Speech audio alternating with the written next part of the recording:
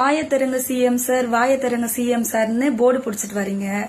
வாயை திறந்து ஒரே ஒரு வார்த்தை சொன்னதுக்கு எழுந்து ஓடுறீங்க. என்ன கதை உங்க கதைன்னே புரியல. இல்ல ஒரே ஒரு குட்டி ஸ்டோரிக்கு இவ்ளோ கதறீங்க, இவ்ளோ அழுகுறீங்களே. இன்னும் பல குட்டி ஸ்டோரி எல்லாம் இருக்கு. உங்க வண்டவாளம் தண்டவாளம் ஏற வேண்டிய காலெல்லாம் வந்துருச்சு. சரிங்களா? ஒரு மனுஷன் அமைதியா இருக்கான்ற காரணத்துக்காக எவ்வளவு அடிக்கிறீங்களோ அடிங்க.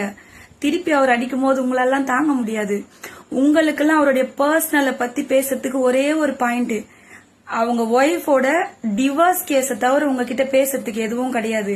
ஆனா அவர் திருப்பி எடுத்தாருன்னா ஃபேமிலியே கிழின்னு கிழிக்கிற அளவுக்கு உங்ககிட்ட கதை இருக்கு.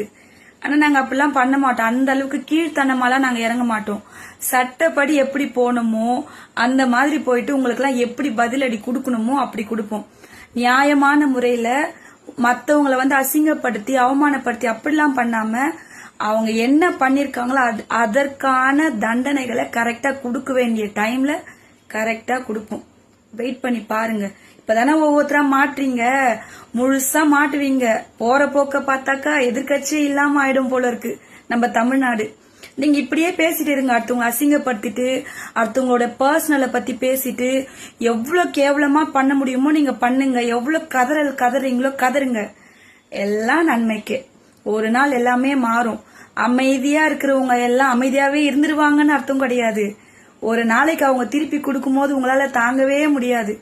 வெயிட் பண்ணுங்க. நான் 2 நாளா பாத்துட்டு இருக்கேன். இந்த டிஎம்கே காரங்க பண்ற அட்டூழியம் தாங்க முடியல.